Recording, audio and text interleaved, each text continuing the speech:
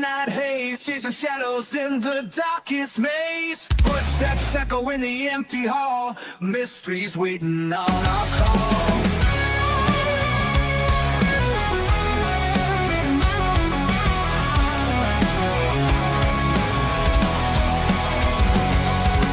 Bigfoot stomping through the pines, aliens sending secret signs, EVPs in the dead of night, ghosts dancing in the pale moonlight. Paranormal 411, we bring it to you. Truth behind the veil, gotta pursue you. All right. Welcome, everybody. Man, we've been waiting for this one for a while and almost tried to do it early last week. Remember? Yeah, I remember. I was confused as I I don't was know so what. excited. It was just excitement. We're just, we're so excited for it that, we was just hoping it would come in a week early. It's kind of like kids and Christmas. That's what it is. Yeah, tonight we're going to have Will Camaren on. It's going to be a great show, right, David? Awesome show. Yeah. I really like, a lot of the stuff that he's going to be talking about. So yeah, he said he has some stuff though that's going to be kind of new. So oh yeah, I can't wait. Talking behind the scenes. I think his book is pretty controversial and I like controversial. Sparked a lot of interest with people. I like it. So Will is the author of Window Man. Now it's a mysterious work, and it blurs the line between personal experience, time anomalies, and the paranormal. My dog is barking like crazy as soon as I get on here. So in his book and interviews, he shares strange encounters and moments that suggest reality may not be as fixed as we believe. Describing experiences that hint at a glimpse across time and unseen layers of our world. My dog, I'm sorry, guys. So his story has sparked curiosity across paranormal and alternative research communities, raising questions about fate, consciousness, and the possibility that our universe may hold hidden pathways between moments in time, which I think that's true. So we're going to bring him on, Mr. Will Camaren. Hey guys, how you guys doing? Doing good. How you doing? Doing excellent. Excellent. Sorry about my dog. Dang dog. Okay, I'll have something to say about that later. We definitely have a whole section on that, so that's going to be fun. That's awesome. So what made you come up with the title Window Man? Window Man is basically based on what I call the Window Man state. The Window Man state is basically something that I am the only one that really knows about, and at least as far as I know. And it's basically this state where you're peering out through your eyes, but you're not actually in control of anything. It's sort of like looking out of a window, and there's everything's going on outside, but you have no control over that. And that's what the Window Man. That's why it's called Window Man. Oh, mm-hmm. And that, by the way, that state just it leads to so many more things. I mean, a tremendous amount of more things that the state itself is not even that big of a deal compared to everything that we're going to talk about. I like it. Yeah, I like it. Yeah. So, I guess you've had some experiences. Can you kind of describe one of your earliest encounters? Yeah. Well, I can tell you like this. I was never normal. There was never a case where I was normal from the very beginning. I had these precursors that showed themselves. And what it was when I was a baby, I was 18 months when I potty trained myself. By 2 years old, I could hold a conversation with you at the level of today's 12-year-old.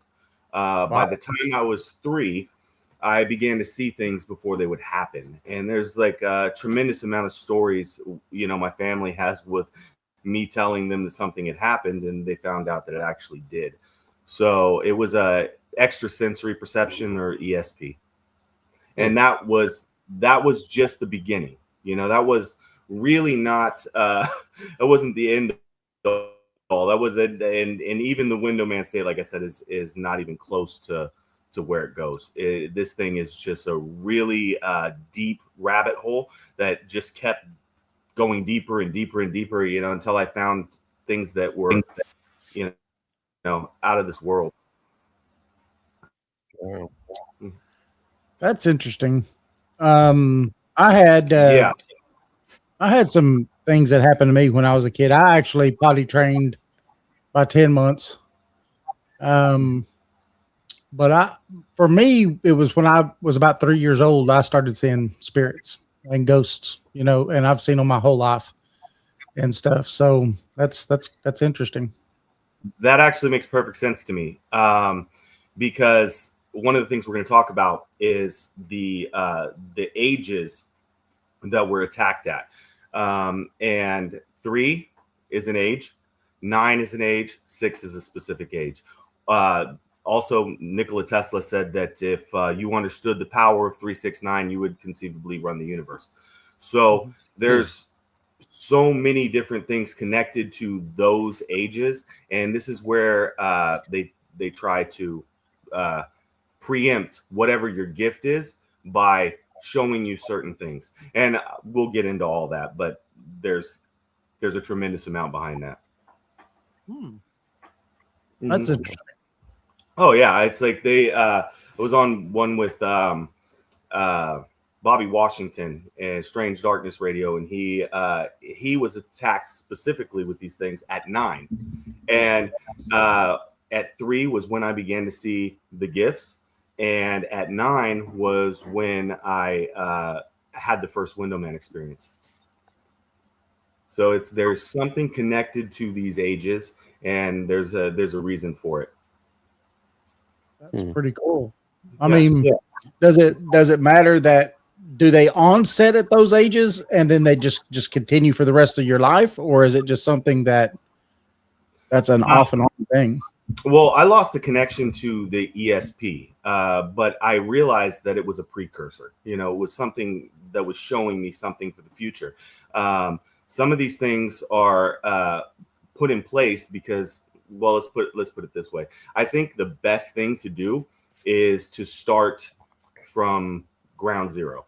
So we'll start ground zero, and I'll say this: the things that I'm about to say tonight, people should really have an open mind about.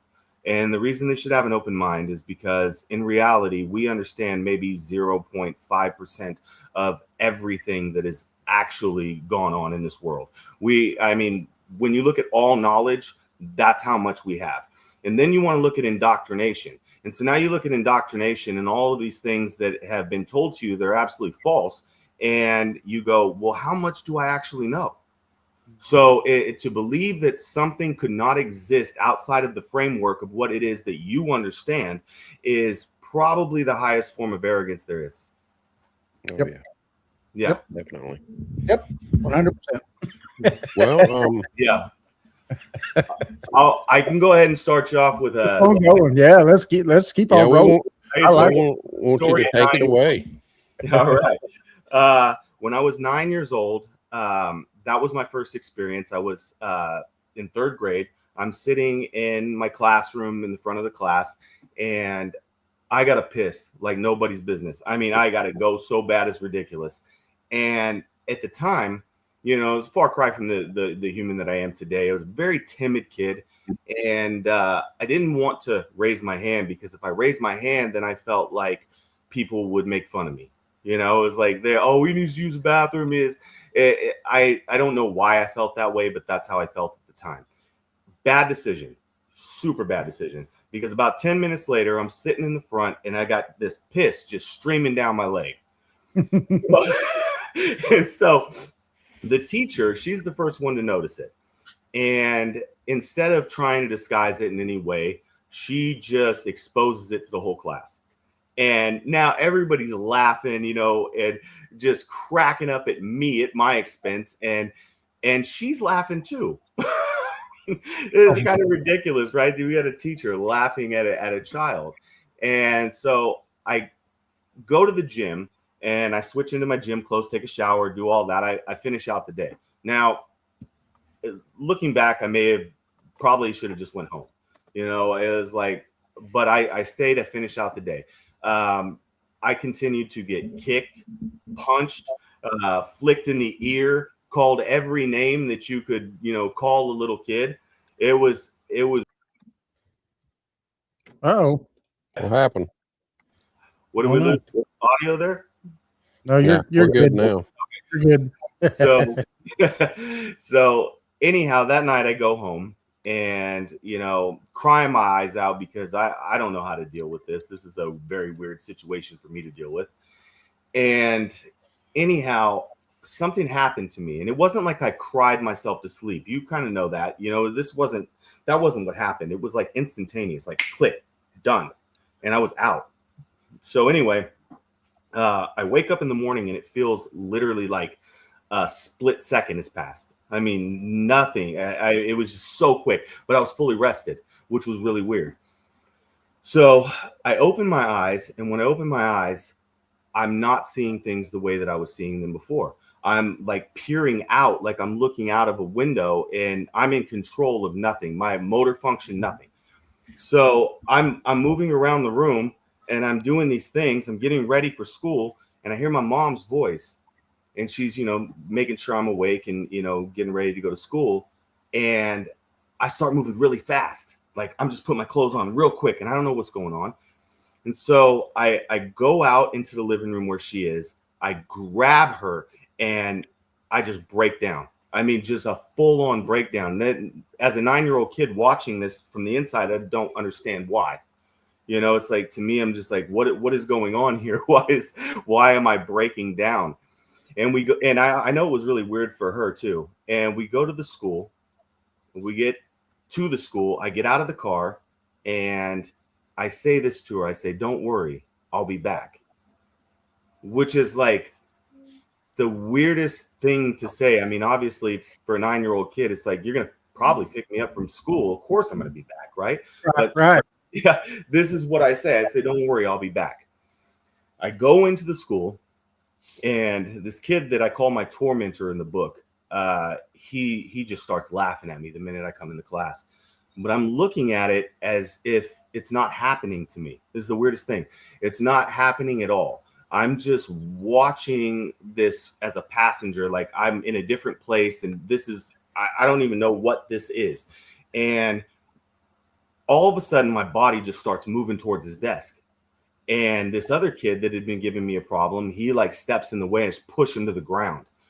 And I get to his desk, I grab him by the back of the head, and I slam his head into the desk. And now there's like blood everywhere, right? And mind you, it didn't break his nose. It was just a lot of blood. But they send me to the principal's office. And he just immediately starts in on me. I mean, just giving it to me. Just, you know, what the hell, you know, this and that. And I don't say a word. I just sit there really calm and really quiet. And then all of a sudden, this voice comes out of me. And it's like this powerful voice with authority. And it goes, "Hey, what kind of man allows a child to be kicked, punched, beaten, and brutalized on a daily basis, and then has a problem when he decides to defend himself?" And I watch this guy step back, and he steps back and he goes almost just ghost white. And he looks at me and he says, "What would you have me do?" Okay, this is the principal of a school talking to a timid 9-year-old kid. And he goes, "What would you have me do?" And I said, "Look, this goes away. If the parents squeal, then you tell them exactly about their child, and you tell them that they can be dragged into the very same lawsuit that I'll drag this school into." And I never heard anything about it again. It was, I never heard anything about that again. And it took me many years to actually understand what had happened. it was actually my 48-year-old consciousness that had stepped in for my 9-year-old self that day. And the reason that the scene was so strange with my mother was because she had already been dead for about a year and a half to my 48-year-old self. And now I'm seeing her again in her 30-year-old body, which was the craziest thing you can possibly imagine. So I'm sure maybe you got questions about that. Yeah. So I'm assuming, and I may be wrong, but I'm assuming that you at 48 had this, we'll just say, lucid dream of this. And so until you could put a name to it or know exactly what was going on, is that kind of how it felt to you? No. The 4-year-old you? Did you already kind of know at that point? This is what I'm telling you is this is 100% stepping out of time. This is not a dream. This is not any kind of other thing that was going on. This is me stepping out of time, and I learned how to do it through a series of events that I'll explain how basically this kind of works. And I think maybe one of the things I should go ahead and tell you first that will help you to understand exactly where I'm coming from is this. Because people say, like, you know, oh, we live in a simulation, we live in a matrix, these things. Elon Musk has said that there's only like a 1 in a billion chance that we're not living in a simulation. Yes. I am telling you with no reservation at all. I'm telling you completely I'm not speculating. We do live in a simulation. It is 100%. There is no question about it. And what I do is simply exploiting a glitch. Okay. There is a glitch that I have learned to exploit, and that's why I'm able to do the things that I do. And the reason that these kind of things happen is, you know, we're so much more powerful than you could possibly imagine. I'll say it like this. Okay, so there are 33 vertebrae in your spine, right? That's called the sacred ladder, or some people call it Jacob's ladder. It's funny that, you know, it's 33 and Jesus lived 33 years, right? And they call it Christ consciousness when you actually reach that last vertebrae, which is called the atlas, or some people call it the at last. What happens is when you can raise your frequency to a high enough level, you can actually pump the Kundalini energy into the pineal gland. And what that does is it allows you to access supernatural gifts, things that, you know, are not natural to you. It's very easy to understand like what your natural gifts are. Oh, I can sing, or I'm fast. But this is something that it takes a lot to understand, and most people will never find it. Wow. That's amazing. So at any time you can pretty much step out and back into, is it your timeline? I mean, is that how that kind of works? Or that's the beauty of it. It's actually my timeline and also other versions of the code, which is really interesting. And I will get into that, and I'll explain exactly how I'm able to step into other versions of the code. It's taught me so much. And what it taught me was that we live in essentially the most veiled reality that there is. I mean, this is the short straw, 100%. This is the most veiled. I've been talking to some people lately and telling them about this specific thing.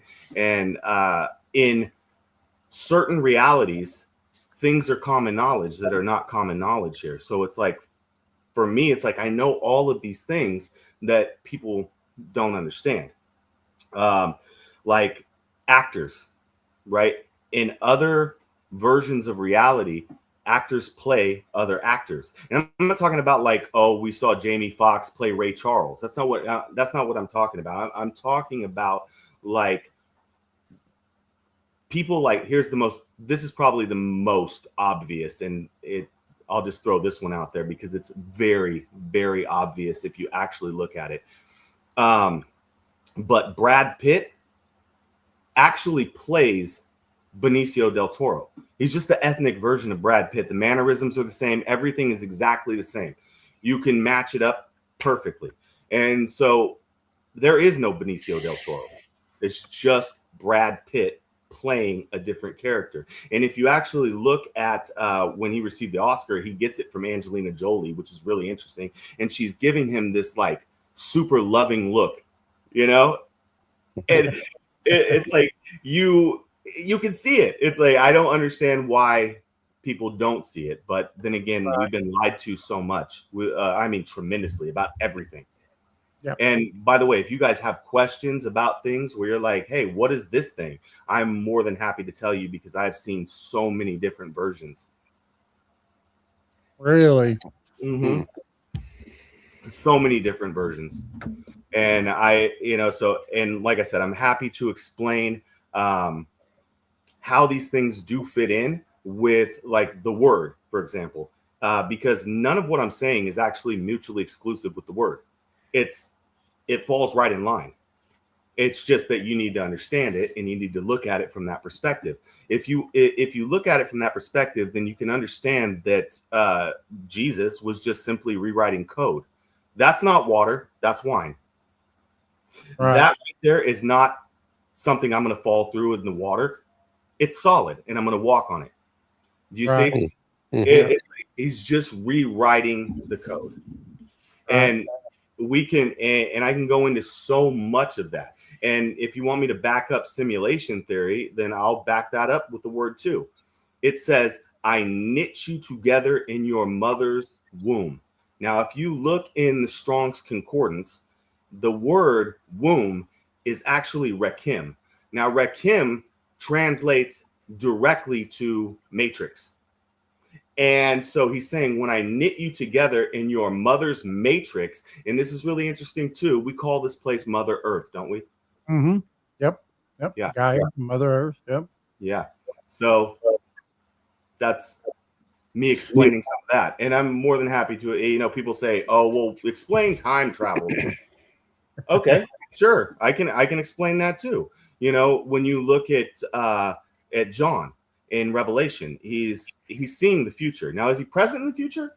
We don't really know whether he's present in the future or that's just, a vision that he's having. But we do know that Jesus himself was transfigured and present with both Moses and Elijah. That sounds like stepping out of time to me. And then directly right after that in scripture, what does he say? He says, you will do greater things than I have done because I'm going to be with the Father. Yep. Yep. These things I have done, you will do greater. Yep. Yes. Mm-hmm. Yep. Yeah. I've used that many a times. There's many a times I've pulled that one out of my back pocket. So you're saying you're just able to do this in your timeline? No, I'm actually able to do it on multiple timelines. And I can explain some of that too. My own timeline, this is how I figured it out on my own timeline. Okay, see, we are just the microcosm of the macrocosm. So there is a version of me that has not even stepped on line with you to start talking. There's a version of me that's already done. We've already finished this conversation and they're split seconds off. So once you learn to put yourself in that place, then what you're able to do is commandeer the vehicle. So, and the way you do that is through your senses. Okay. So like, for example, have you ever heard a song and that song like took you back to a place where you were like, man, I almost like feel like I'm there again. Yep. What that is a baby step. You made a baby step towards moving through, but there's so much more that goes in. So you have to learn to connect all of the senses. And when you learn to connect the senses, it actually takes not all of them. I've been able to do it with 3 senses, but you have to connect as many as you can to a moment. When you connect as many as you can to a moment, you can commandeer the vehicle from that timeline. Now, I have a question as far as timelines and things like that. Mm-hmm. From your experience, then, does everything on every timeline happened the exact same way, or is there? That's what I figured. Like, there's some timelines where I don't even exist, and then there's timelines where, yeah, okay, Yeah, it's definitely not the same. I actually met a different version of myself, and this is something else we talk about in the book, Window Man. There's a place called the Empty Timeline, and on this empty timeline is like a place that was set up for me. It was set up for what I do, and I call it the Empty Timeline because there's nothing there. I mean, just plant life. That's it. There's no dogs, no squirrels. I mean, nothing. It's no birds. It's just this place where we're able to go talk to each other. And I actually met a version of myself whose name is Richard. We're not even named the same. It's named after my grandfather. So it's really, really, it changes every timeline. I met a version of myself that is what I call number 2 in the book. And he's a full-blown genius. And there were just different things that, occurred with him, like he was breastfed and I wasn't. And so, it's like in early life, breastfeeding has an effect on the brain. And so he's got 186 IQ. It's like, it's crazy how high that is. So, and he was able to tell me many, many things and confirm things that I have known, or at least felt, I should say, that I felt in my spirit. And he showed me that, what was going on there. Have you met any other versions of you that could also do the same thing? They all do. Everyone that I've met on the line does the same exact thing I do. It's all part of me. That's why there's the, Window Man song, and it talks about, in the window I can see all of me.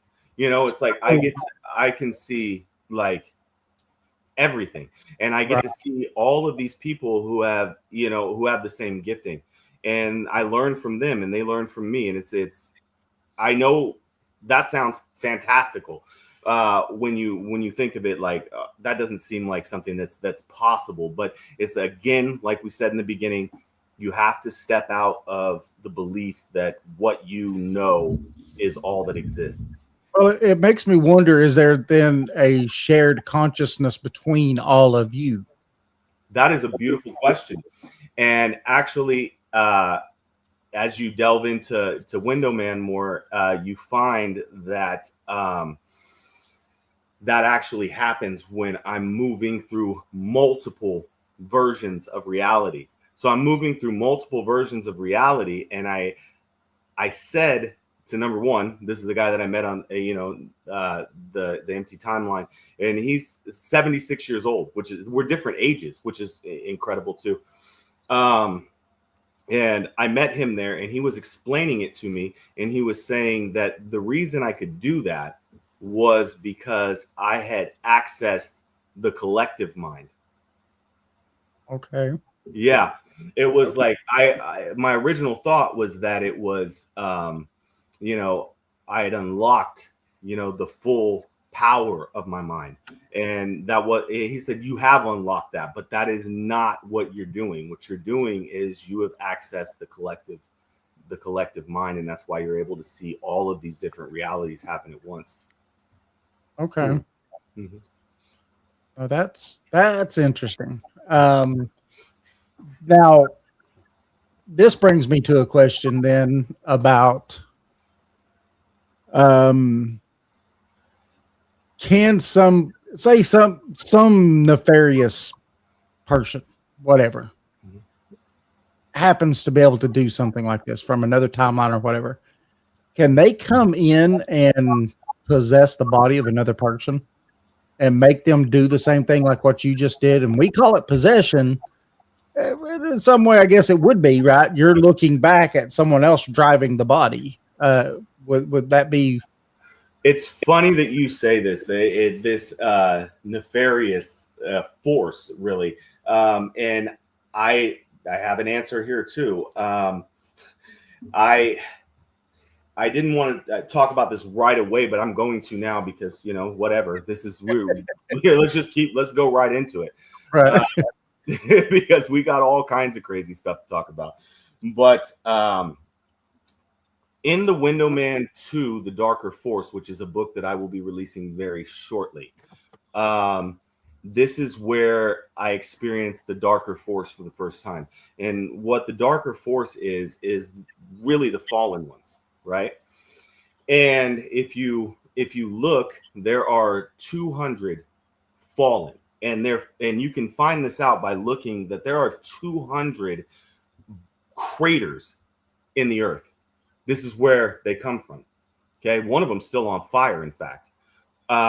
So this is what happens. Nothing comes through the firmament. This is a lie. This is a total lie. So nothing comes through there. These came from somewhere else. Okay, and these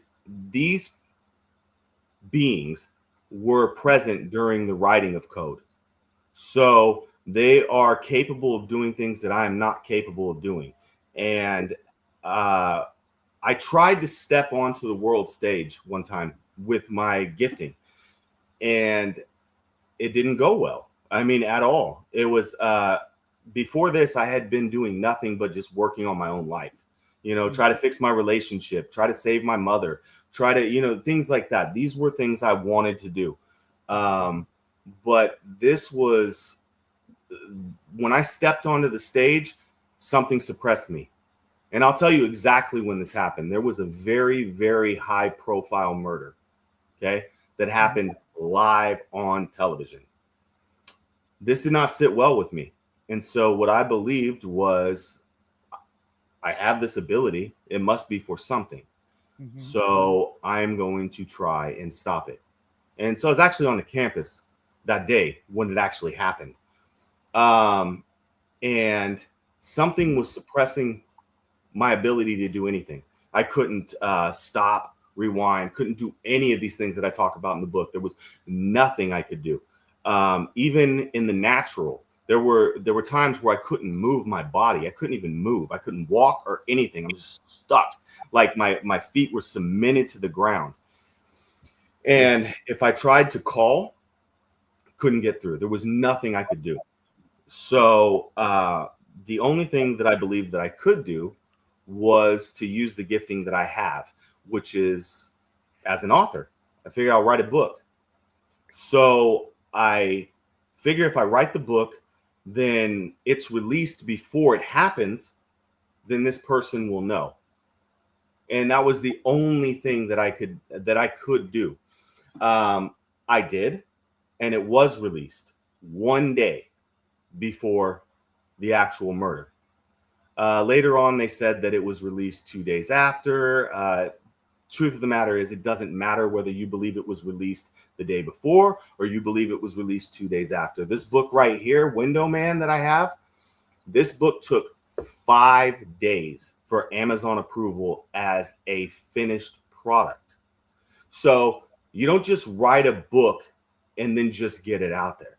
And then later on, what they do is they scrub it from the internet. They scrub the book from the internet and they call it AI slop. Now, first of all, if you have AI slop, does that mean that it can't make money? Does that mean if people are interested in it that they can't buy it? No, it shouldn't mean that at all. So what they're doing is they're suppressing it for a reason, because they don't want people to know. Right. And later, I got a digital copy, and so many things were changed. One of the things that really bothered me was that they had said that the paramedics showed up on the scene and they applied pressure to the wound and they were running IVs, and all of this is garbage. Everybody knows that didn't happen. But the reason that they say this is to make it seem like it's not credible. And now, because we've set this whole stage, I'm going to go ahead and tell you exactly what I'm talking about. I am talking about the book called The Shooting of Charlie Kirk by Anastasia J. Casey, which has been all over the internet. People have asked all kinds of questions about it, and I'm giving you that answer. I'm telling you I wrote the book. Wow. Yeah, people were wondering, what had happened there, and now I'm telling you that that's exactly what happened. Wow. And I also want to take it one step further.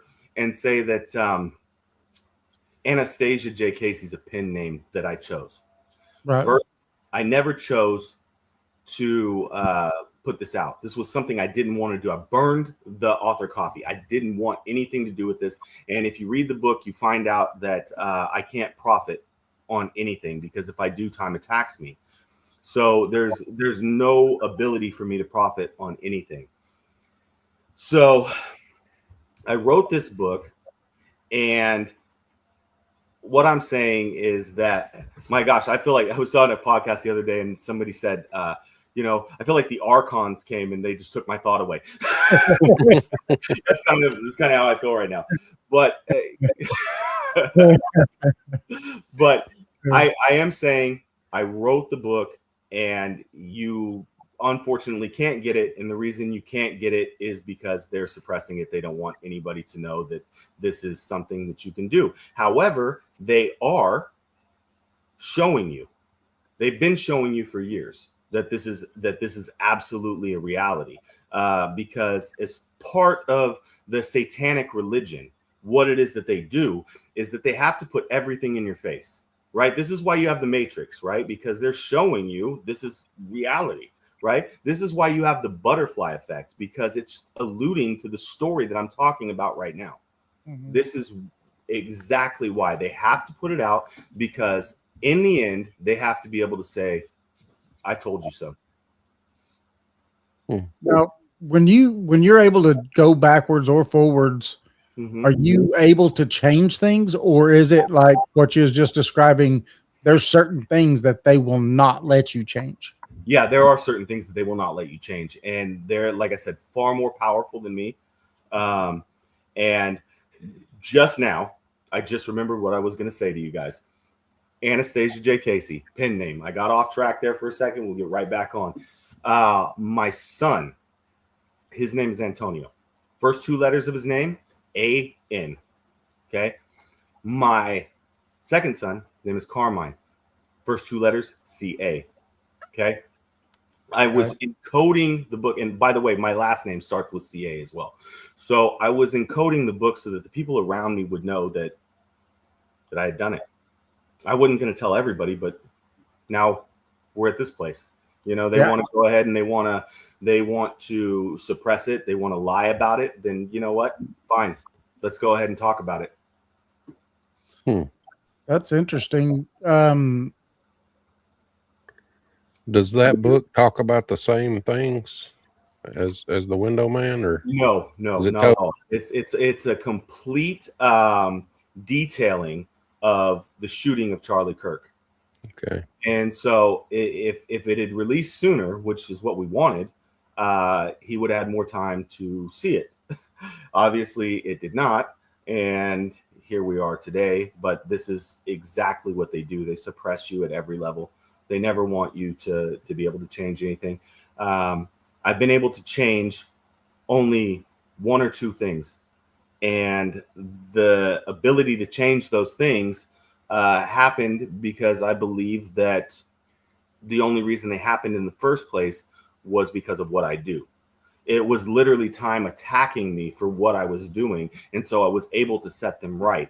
But anything outside of that has been problematic. Like I couldn't do anything with my mother. I couldn't do anything to save my relationship. I couldn't do any of those things that I wanted to do. So sometimes I wonder what it's for. All right. But yeah, go ahead.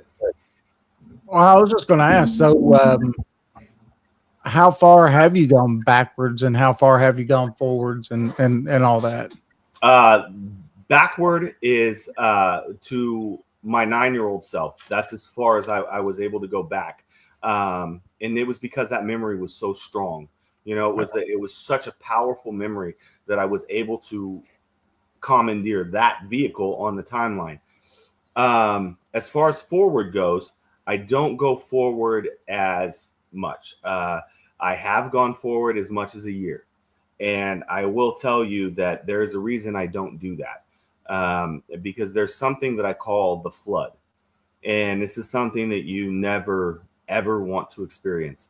The flood is, let's let me explain it like this. So the hippocampus in your brain is responsible for the creation of memory, and it's embedded deep inside the temporal lobe, which is connected to both hemispheres of your brain, and the occipital lobe is connected to the hemispheres.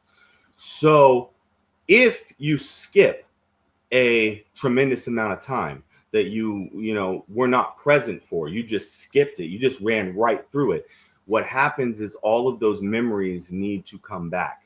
And when they do, they come flooding back, and your entire brain feels like it's on fire. It feels like you were hit over the head with Thor's hammer.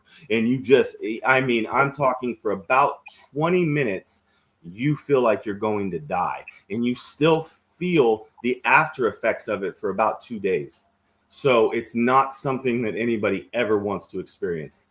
It is an absolute nightmare. And that's why I do not move forward. Gotcha. That makes sense. Yeah. What's interesting is that I think as people listen to me, right, they're going to begin to understand some things. And I feel like they always start to push the bar, right? Mm-hmm. It's like at first they hear these things and they go, this is fantastical nonsense, right? And then they go, wow, that makes sense. That makes sense. That makes sense. And then pretty soon now they go, well, he's just brilliant and he's just come up with this fabricated idea, and so now they move the bar, and this is what they do. It's always moving. It's like, so my thing is, it takes a very open-minded human being and somebody who knows that things aren't exactly right here. They know that something's off. And when you know that something's off, then you can go, okay, well, maybe some of these things that I thought were fantastical are nothing of the sort. They're actually reality. Right.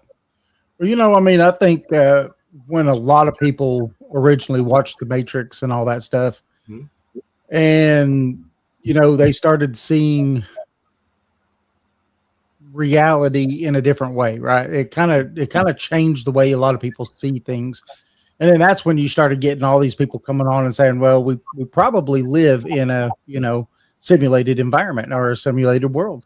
Mm-hmm. And so I think that movie did kind of trigger something in most people.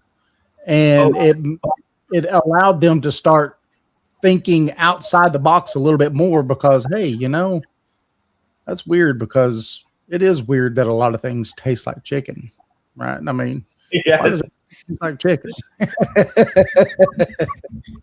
Frog legs. Frog legs, all that. They say the alligator pretty much tastes like chicken. I think it tastes like a chicken that lives in water, but But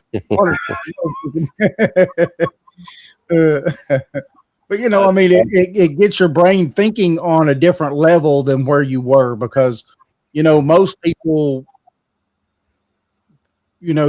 like we started talking about at the beginning of the show, you're indoctrinated.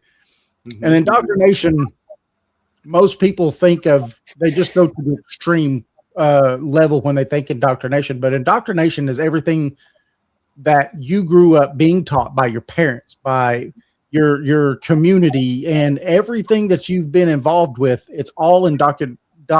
It indoctrinates you into their environment and to living there. So we're indoctrinated from birth. Oh, absolutely. And the thing is, your parents were indoctrinated. Yes. So now they pass this indoctrination down. Yes. And we get this same thing, over and over and over again. That's like, for example, in the original, like, you go back to like 1950s and you look in the dictionary and it says dragons, rare now. There's so many things that that people were not taught. That to them is hokum, but it's true. There are so many different things. They're gonna, I'm gonna go ahead and throw this out there. I don't care, because this is who I am. I just tell the truth. But we have been told since we were born that and my parents the same way, told the same thing, that we live on this spinning ball, just spinning through the galaxy at 666,000 miles an hour, some interesting number, right? Okay. And NASA itself makes something like $76 million a day or something to go and explore space, right? It's nonsense. The whole thing is nonsense. And people want to talk about, like, you know, the moon landing and things like this. And it's like, if you can't see through that one at this point, I kind of like wonder, you know, what's going on. Because if you look at the Van Allen wall, you couldn't get through the Van Allen wall in that tin can that they went to the moon in, right? There's no way. That's what's funny to me is they're convinced, they're trying to convince everybody that they went in the 60s. Yeah. But yet we lost technology and we cannot get through the Van Allen radiation belt today. Yeah. With the knowledge we have today, we can't get past it. But supposedly we did it in the 60s and have lost the technology. Lost the technology. Get out of here. Right? Awfully convenient. Get out of here. And if you look at the whole thing, you know, we got a flag waving in vacuous space, you know, shouldn't have just gone like straight up. How did the film actually happen? I mean, did they eject a pod that it just landed and the camera was perfect and that's how they got it? I mean, this is kind of ridiculous, right? You notice that there's no stars in the background. Why are there no stars in the background? Because they knew damn well that if we put the stars in the background, people will go, that's not in the right place. Right. Right. So, I mean, all of this is like obvious. And then they make a telephone call from the moon. My phone, which has more technology on it now than like the space shuttle had then, like literally drops calls from a county over. Yep. And now, but we can make a call to a landline from the moon. And then the way that they explain it, you know, it went through this process and this process. Okay, well, let's put it this way. There would be a delay. Big time. Yes, there's not going to be just straight conversation. It doesn't work that way. So basically what they're doing is lying, and they've been lying all along. And I find it to be interesting that NASA is really an anagram for Satan, except there's no T. And I think that it's really interesting that when they do the countdown, they say T minus. I talked to somebody the other day, and somebody says, well, that just means time minus. I said, well, that's what they want you to believe. See, right. They put everything in your face. Everything. Right. Always. Yep. Yeah. Well, I mean, you know, when it comes to indoctrination, it goes to, you know, we no longer question those things because it's been done. My parents have done it. Their parents have done it. Their parents have done it. Everybody in my community does it. So I'm just going to do it. And then you don't ask questions. You don't do any of those things. And I think that religion is one of the big ones that people are just indoctrinated to, and they don't ask any questions. Yeah. Yeah. I mean, religion is interesting because, I'm going to be honest with you. I put it out there already and said, you know, I'm a believer wholeheartedly. I just think that there are some things that have been misconstrued and taken out of context. There were some things that were removed. We know that the Book of Enoch was removed because it said too much. There were too many things that could have like helped us to understand who we truly are and, you know, our ability, our power. And they removed that book for that reason. Also, when you look at, there was a book of Mary Magdalene, and that was removed. And why do they remove these things? They remove them because they show you the things that they don't want you to see. Yep. Yeah. Well, and everything knowledge is power. Huh? I said knowledge is power.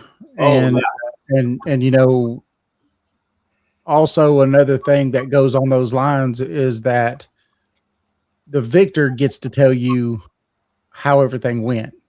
Whether it's right or wrong, they won, so they get to rewrite history. Yeah. And when you rewrite that history, then you're changing the past to make the future what you want it to be, you know? Oh, 100%. And I'm going to tell you, maybe this will blow your mind too. I think this is kind of interesting when we think about these things. History It's his story, right? Right. It's whoever is the one that gets to tell the story, right? Also, Satan in the Bible was a snake, right? So his story. If you think about it from that, from that perspective, it also helps you to understand that, they've been putting things in front of our face. They always do. Every single thing is put in front of your face so that in the end, they're free of whatever it is that, obligation that they had to tell you. Right. Yeah. But it's like anything, you got to do your due diligence and read between the line. 100%. Absolutely. Tyler's on here and he says that's why our government is pumping the food supply with chemicals to dumb us down. Yeah, yep. Absolutely. Yeah. This is exactly what they do. They want to dumb you down. They want to keep you suppressed in every single way. They would love to keep everybody totally dependent on the government. Yep. When you're totally dependent, then you just listen and you just follow like a slave.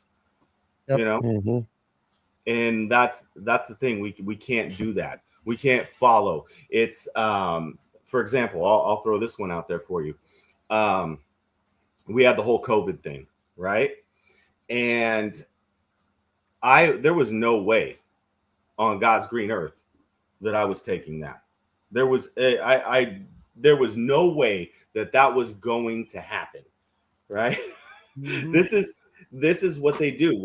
Now, I had a friend of mine who actually had taken the shot, and he actually took quite a few of them, in fact. And he asked me something really interesting. He goes, so if this is true and what you're saying is true, then why would they be trying to hurt or injure the ones who are listening? This was his argument. And I told him, I said, it's very simple. I said, when you go hunting, right?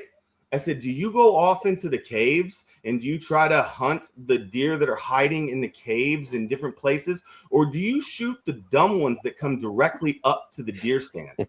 Yep. Yep.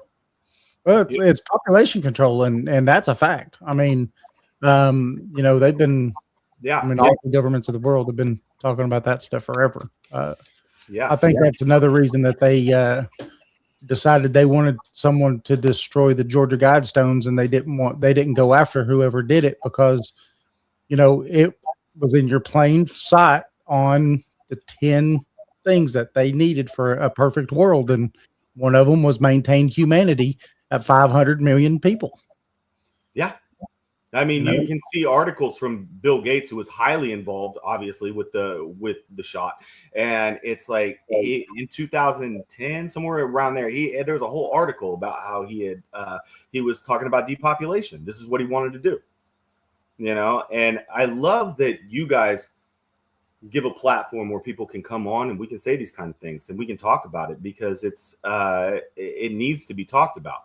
Yeah.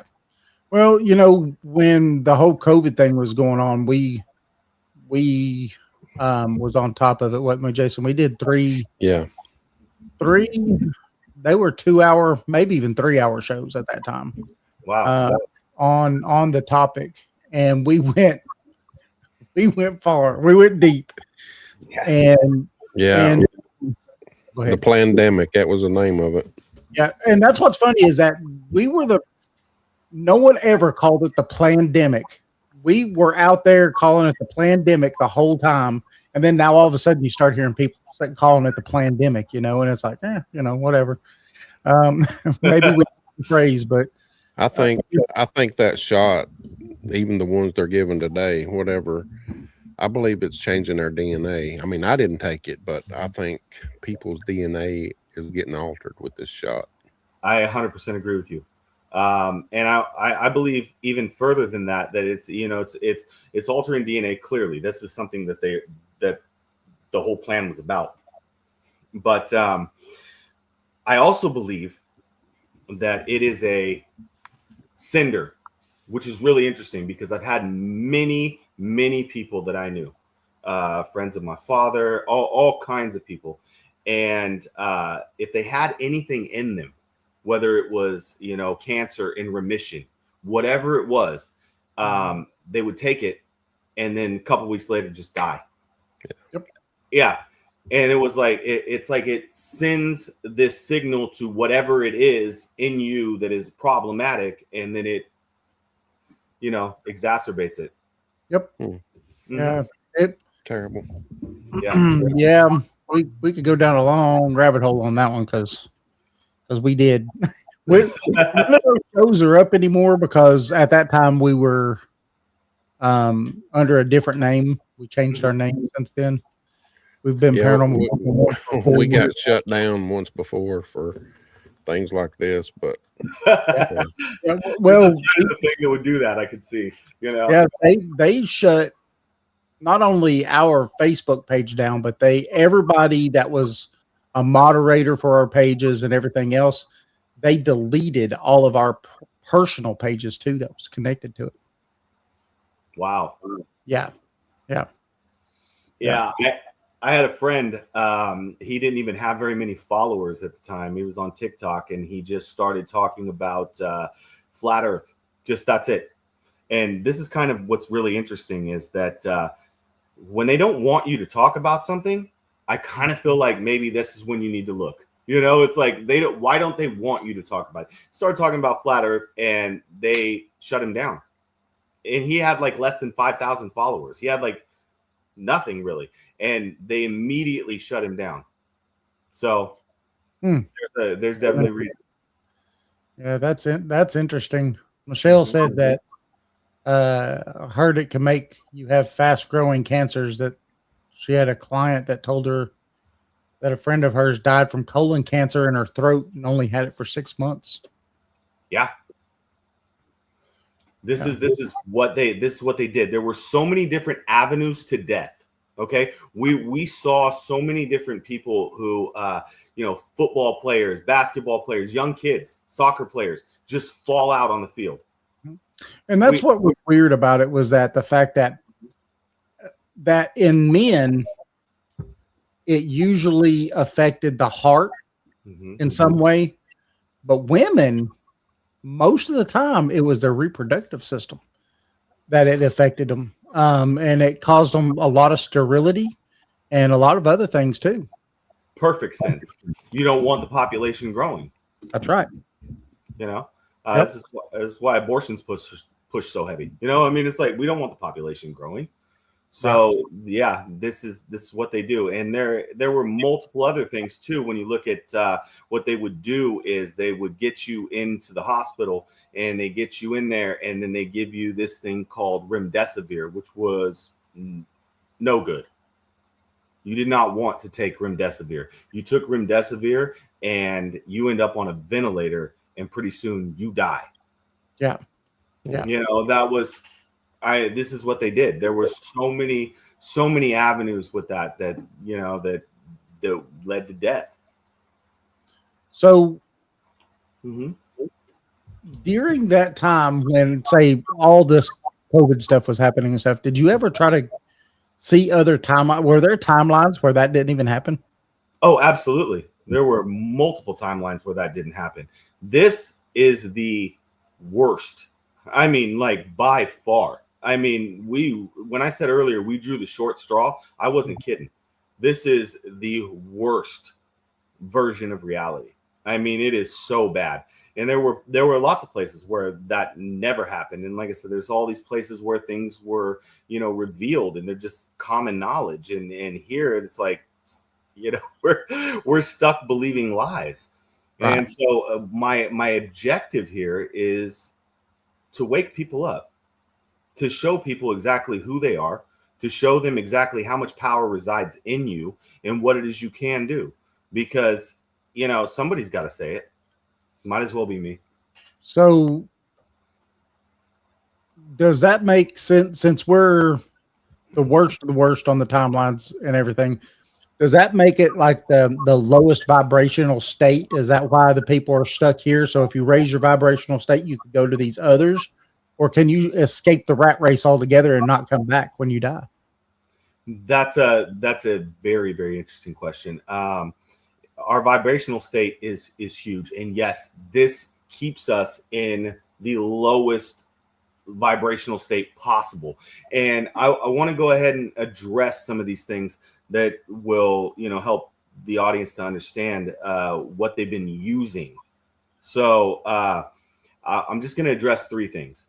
Now, when I address these three things, the first two are going to be something where you guys go, wow, I get it. 100%. I totally get it. I can see it. There's no question about it. The third thing that I address will piss people off, but I don't care because it's not about, in reality, the fact is that I have to tell you the truth. And so I'm going to, regardless of whether it hurts sensitive feelings or not. But the first one that actually binds us in our frequency is the 40-hour-a-week job, right? Because when you are stuck in this place, you live for your evenings and you live for your weekends. And so you're never focused on what is, in you. You never see that because you're too busy with everything else. You're too busy with the rat race, right? And I know that you hear that and you go, yeah, he's right. Okay. Yep. Number two, your screens. Okay, so your television, your computer, and oh God, your phone. Okay.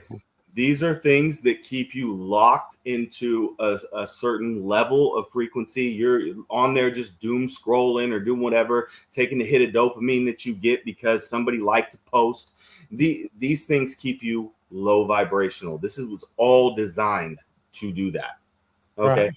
And I know that one is one that everybody can see. I mean, if you can't see that, I mean, come on, people can see that one. All right. Then you're one of the ones who are doom scrolling. That's why you don't see it. That's right. And this third one, this one is going to blow minds. And I'm going to tell you why it's going to blow minds, because only about 2 to 7% of society has awakened to this thing. And that means that at best, like 93% of society feels a certain way about it, and they are not changing their view. And so I have to tell you anyway. The third one is animals.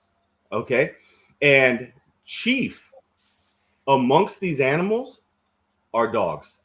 And I know that that's gonna make some people, heads explode and all of this. It was interesting earlier. Your dog was barking during the time we were trying to do something here. And so first things first, a dog's bark sets off a frequency that literally lowers your own. Okay. Number two, dogs put off a smell.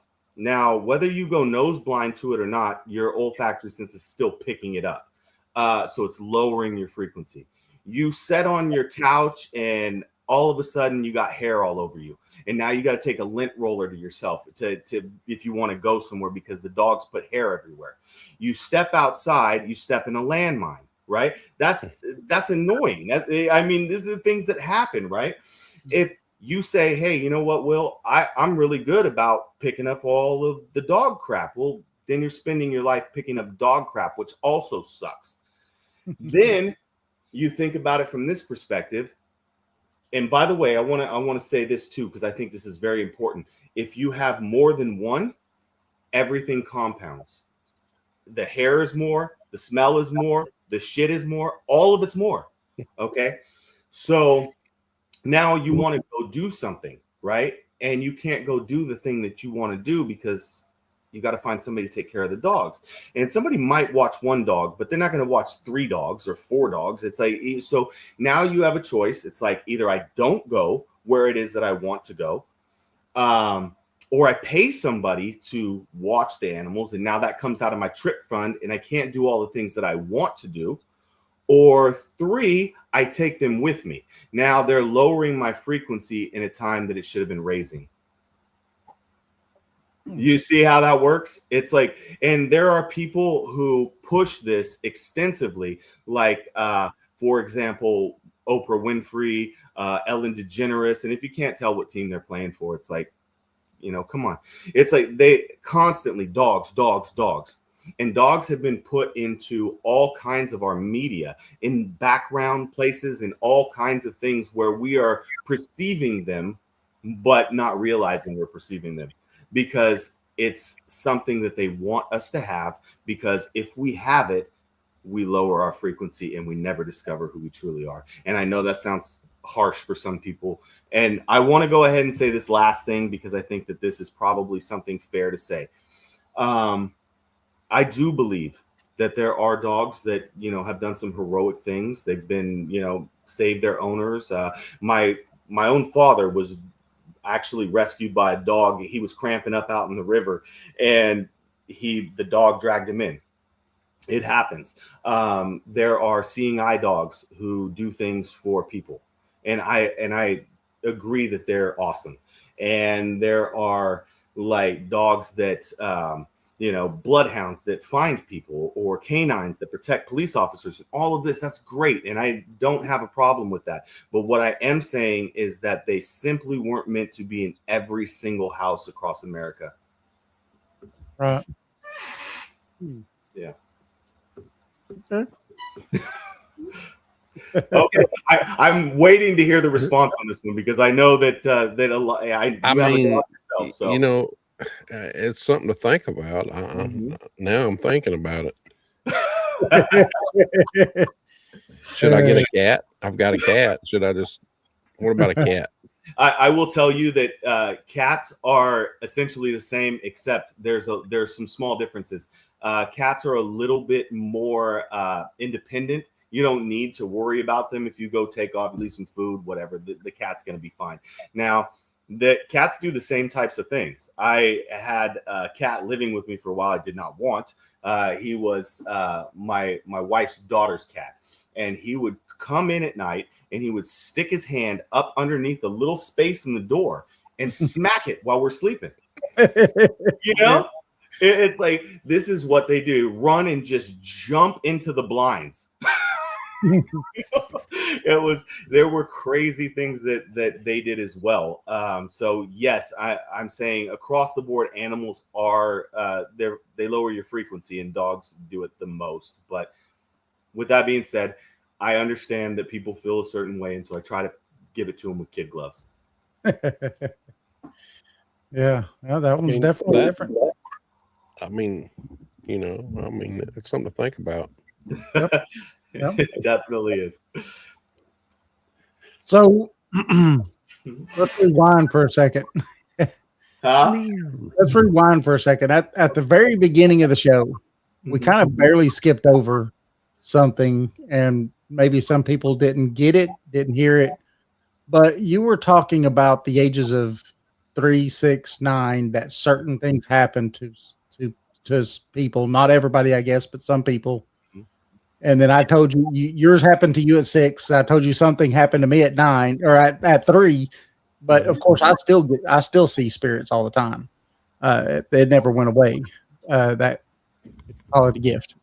At 3 years old, it was not a gift. I'll just say. But now it doesn't bother me. But so take us back into that again, and yeah, I would absolutely love to, because that is something we did skip over, and I would love to go back to that. So basically, what paranormal experiences are one of two things. And the first is that they understand that you have the darker force, and this is what I was talking about earlier. They understand that you have a very special gift.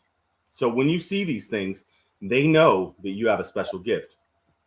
And what they want to do is get you at a young age focused outward, right? Because if you're focused outward on what is that, you're not focused inward, right? So it's like you're not focusing on who you are, you're focused on what's going on out there. Like, and there are people, and I'm being completely honest, there's people that do all kinds of shows and they live their whole life talking about paranormal stuff, right? We're talking about it because that's what they had happen to them early. And so it's like it happened early, and now they're focused on those instead of focusing on what's inside and finding out where your true power lies. Now, there are other paranormal experiences that I will also explain to you. And what those are is, again, we get back to this simulation theory. And what those are is just leftover pieces of code. So these leftover pieces of code are running, and now we're seeing them in our time. And so that is something that happens. And maybe this will be something that'll, interest you guys as well. But with CERN, you guys are familiar with CERN, right? And the Hadron Collider and all this kind of stuff. They were doing things, and what they've done is created a blending. So now we have a blending of timelines, and this is the reason why we start seeing these things called the Mandela effects, right? We're seeing these things where it's like, oh, you mean to tell me that there was never a cornucopia in the Fruit of the Loom? Right. Come on. Like, I mean, I'm not stupid. We all saw that, right? Yeah. It's like there's so many different things that are happening now because we're seeing the blending. Right. The Monopoly guy had the monocle. Yes. He did too. I know it. I remember it. Absolutely. We're seeing all of these now. And, I love that we're doing this because we're getting to expose a bunch of different things. And so, go ahead. Well, I was just going to say, not too long ago, Jason and I did a show on the plurality of worlds. And we kind of opened up the show a little dramatically, but it was just to get something across before we actually got into the conversation. And what we said is, you're drowning. You're in the water, you're drowning. You remember taking your last breath, and then you wake up. Right? You wake up, and you think it's a dream. But now, in the plurality of worlds, the way that it goes is that was not a dream. That was an actual death on another timeline. And when you died on that timeline, you come into the next timeline. And so you become part of that next timeline. And so, I think that can also do some of those Mandela effects where one timeline has something just a little different than another, but what do you think about that plurality of worlds and that kind of thing? Well, I do think that when we dream, what we are doing is we are seeing different realities. This is what's happening. We're seeing the different versions of things going on. And sometimes you have these horrible dreams, right? And not always. I'm not saying that every single dream you've ever had is a different reality, but the fact is that many times you're having a dream and it's something that is happening somewhere else. And so, yeah, absolutely, 100%. This is what we're seeing, different versions of ourselves, because we are interconnected. Each of us. This is the reason, why I said that I was able to use basically like a hive mind, because we are all connected, each and every one. Right. Yeah. That makes sense. I think that show that we did about what Dave was talking about is, he was saying when we die, our conscious or whatever, it goes to our next timeline. Yep. And it makes that person in that timeline stronger. It's like feeding off itself. So sort of like what you're saying is it sounds a little bit like the movie The One with Jet Li. Kind of like that. Yeah, where he got stronger every time one of them would die. It was like, so that's an interesting concept. I would say, yeah. The concept on it was, more of the fact that that part of you was eternal, that it doesn't die. Yeah. And all it does is just roll over to that next timeline, to the next timeline, to the next timeline, to the next timeline for eternity. Yeah, that is a way to look at it. I personally have seen versions of myself in past lives. I've been able to see that, and so I want to explain this too, because I think it's imperative that I explain this, because this could go against what a lot of people believe to be reality. As if we haven't already been there already. But what I'm saying is that just because you are, let's say you die, right? It says in the word, it does say this in the word. It says to be absent of the body is to be present with the Lord. Okay, but for how long? Right? We are cycling. This is what we do. We cycle. We come back until this thing is finished. This is a huge race, and when we finish, we start over again. That's exactly how that works. And you know what? In the end, one of us will wake up fully. And I know that it sounds like the Matrix and everything else, but again, the reason it sounds like the Matrix is because this is what they do. They put it in your face. They tell you everything. They tell you exactly how it is. One will rise up. One will be able to rewrite the code. And when that one is able to rewrite the code, I promise you that the 200 fallen could not stand against one. Yes, we are infinitely more powerful than you believe. And it just takes somebody to get out and talk about it so people can actually understand that what you think is your life in this little mundane thing that you do here and here. That's not who you are. You are extremely powerful, and you just haven't realized it. Right. Yeah, I think I had an experience when I was about 9 years old that gave me a glimpse of a past life. And the reason I know that, or I'm pretty sure of it anyway, I won't say no, but I'm pretty sure of it because I was raised, we were strict Christians. And when I mean strict, we went to church every time the door was open. I went to Christian private school. My friends could not be my friends unless they went to church with me. And we did not own the TV because the TV was of the devil. And that's a fact. I was a teenager before I ever had a TV in our house. And so I had no background knowledge of World War II or anything like that. You know what I mean? Like, besides what they teach you in school and stuff like that, no background knowledge of this stuff at all. Never watched a war movie, nothing. And I was an outdoors kid, I mean, I'm old and back then it was, you go outside and I don't want to see you until the street light comes on, I mean, I know all about that. I'm 50 myself. I know all. Water hose, it's like, no, but I went to sleep and this happened multiple times. Like, I would dream all the time about being a fighter pilot. So much that I would be shot down and I would jump off the top of my bunk bed and my mom would come running in there wondering what the heck just happened. But this time I was going to, it was scouts with my stepdad. We lived out at this time. We lived out West Texas, out in Odessa, Texas. And so, it's nothing. It's barren.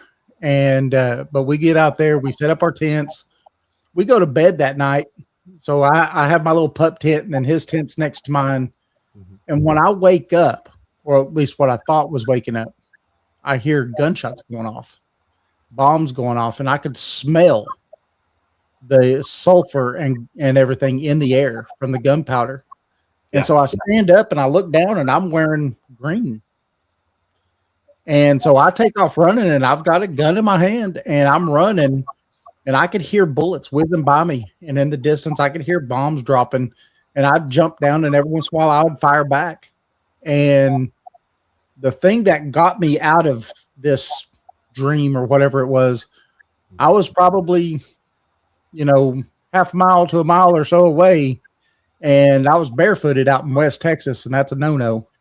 There's thorns and stickers everywhere, and so the bottoms of my feet were just covered, and that's what finally woke me up was how many thorns and stuff I had in my feet, and so I sat there and pulled them all out and walked back and went back to bed. Never told a soul.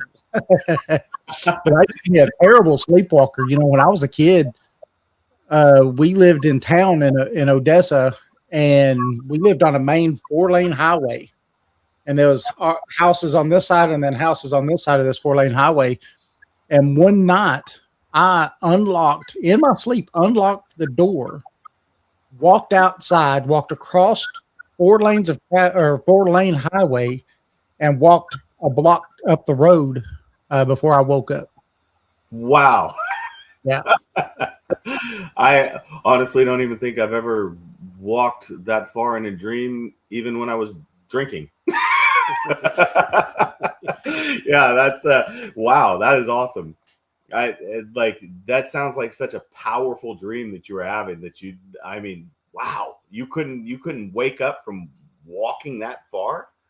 That is incredible. That again, that's just showing you that honestly, I believe what you were experiencing there, what you were seeing in all of your dreams there was reality, 100%. It was something that was like, you have experienced, and these are just the memories.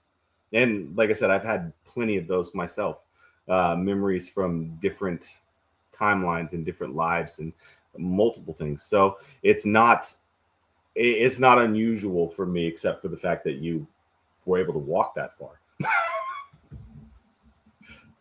Have you ever? Can you hear me?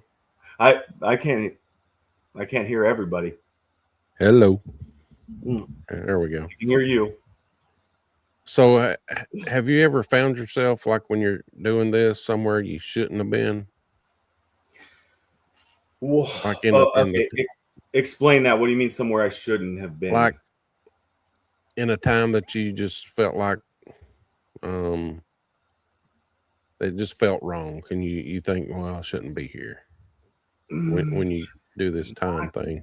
Not totally. I have had experiences where I ended up in places where, if you read the book, you find that it's like time would act like an entity and it would start to attack me. And it did on multiple occasions.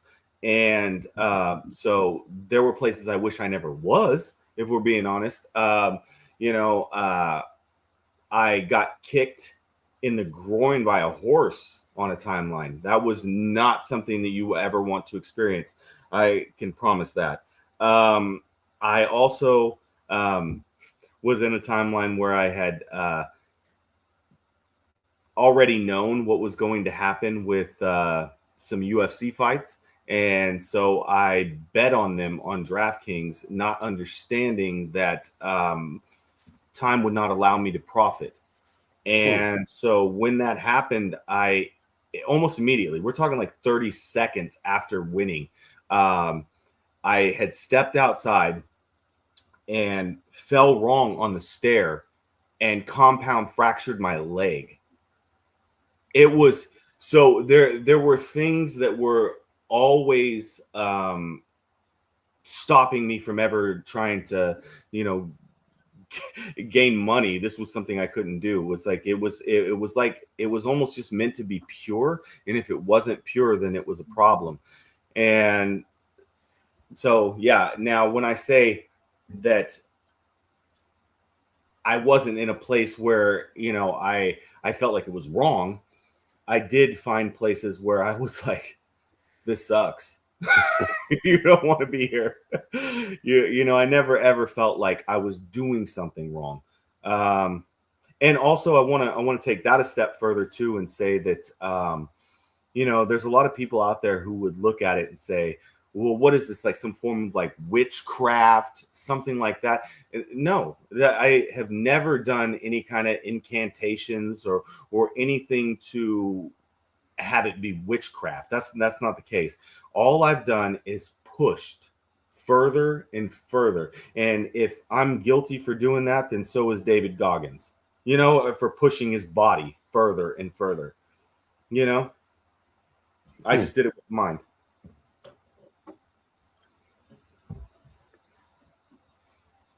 I can't hear you, David. I can't hear him either.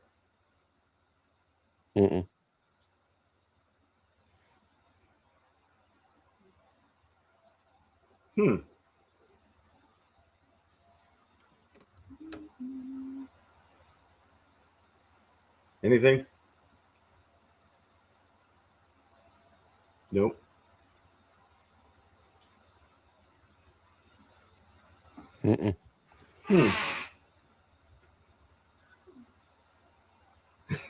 Okay. I'm sure he'll figure it out. Yeah, he will. So when you're in this time thing, does it move any differently? Does time go slower or faster? Or I know you said at some point you felt like you was putting your clothes on real fast.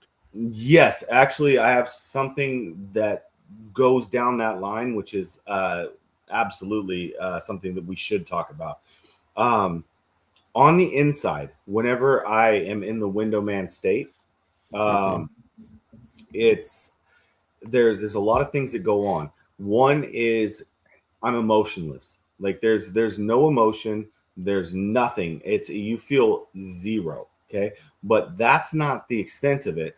Time passage is different if you step outside of the window. Now, I have done this when I was on the inside. I would step out to map the brain, and I wouldn't be watching through the window. Now, whenever I was doing that, and this was a really difficult lesson to learn, but 6 minutes, 6 months, relatively the same.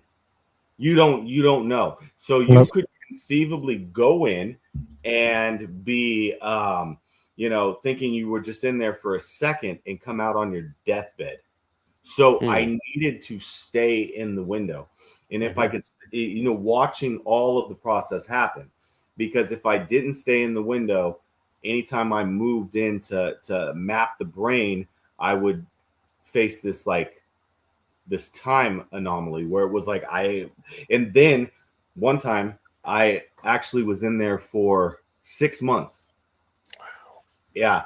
And I came out, and that was the first time that I experienced the flood I was telling you about, where it was just so painful. It was just like, this was the first time I experienced that, because I had been gone for so long and didn't realize it. And now all these memories have to come flooding back. So it was extremely painful and something you would never want to have happen. That's crazy. So kind of going back a little bit on the where we was just talking about a little bit ago about the 369 and all of that stuff. And and when they're trying to get you to looking outward and searching for these things, I guess these gifts that they're that they could see that you have instead of looking inward. Yes, they don't want you to see those gifts. That's what I'm saying. They don't want you to see them. Right. Gotcha. They want you to fixate it on a bunch, whatever else. Yes, on anything else other than the gifting, because and if they attack you at those specific ages, 3, 6, and 9, then you know that they're attacking you for a reason, because your gift is a powerful gift. Now, I'm not saying that everybody can transcend code or do the things that I do, but I'm saying that everybody has one. It's just a matter of you finding it, and whatever that gift is, it could be a multitude of things.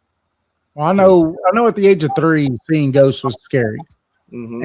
But now they've never looked like what Hollywood says they look like ghosts, right? They look like us to me. They look solid, corporeal, like real people. And what was scary is that they were always, I would wake up at 3 o'clock in the morning almost every time, but there would be 4 or 5 people standing around my bed. And that's what scared me, is I'd wake up, the people I didn't know standing around my bed looking at me. Wow. And so I'd jump up and run and scream and cry, but no one else could see them, of course. It was just me. And you realize that you said that you woke up at 3 o'clock in the morning. That's there's a reason. The numbers are so significant and people just don't understand. There is a reason that you were waking up at that specific time. So everything there's so much involved with numbers that people just don't understand. Right. Mm-hmm. Right. And 3, 6, 9 are huge in this, in this realm. And they use them. So that's what I'm saying about the fallen ones. They understand the power of this. And so now I'm trying to, let people know that this is what is going on. And so that they can, try to tap into some things that they haven't ever tapped into before. Also, frequency. You can put on certain frequencies in your house. Okay, so like when you're doing dishes, you're doing whatever, you put these frequencies on. There's a God frequency. There's all of these different things that you can put on. Now, one of the things that will help you, and this is something to do. I'm honest with this. I'm saying do this. This will help you. Okay. It's called hemisphere syncing. Have you heard of this? Okay. So what you want to do is you want to take one frequency about between 4 and 7, okay, hertz, and put that in one ear, and then you do another one in the other ear. Okay, it will help you to sync the two hemispheres. When you can sync the two hemispheres, that allows you to raise your frequency and to step into different things. So these are different things. Also, like meditation, prayer. These things are all helpful to raising your frequency and avoiding those certain binders that I was telling you about, because if you can do that, then you can actually step into a higher place and be able to access some of these things that I'm talking about. I have a theory, and it's just a theory, but for one of the reasons I'm still able to see these spirits was because it wasn't discouraged when I was a kid. So most people, parents and stuff, it's just imaginary friends. It's just this, it's just that, all these things to discourage that I never had. I didn't get that. I actually got encouraged for having that gift. So, I think that discouragement after a while puts a block, and that block is what keeps you from continuing to be able to do whatever it was, right? See ghosts, hear ghosts talk to you, whatever it is. But I think that we can mentally block those things. Certainly. Yeah. And since you weren't discouraged from doing those things, then you were able to keep that connection to it. Yeah. Obviously that's the whole thing. It's like, if you're discouraged from things, you don't keep going in them, and you don't find things, which is exactly what I was saying with everything that I've done. Right? It was like this thing started from trauma. Okay. Now trauma forced it out, but I just kept pushing and pushing and pushing. Sort of one of the ways that I've explained it on multiple occasions is like this.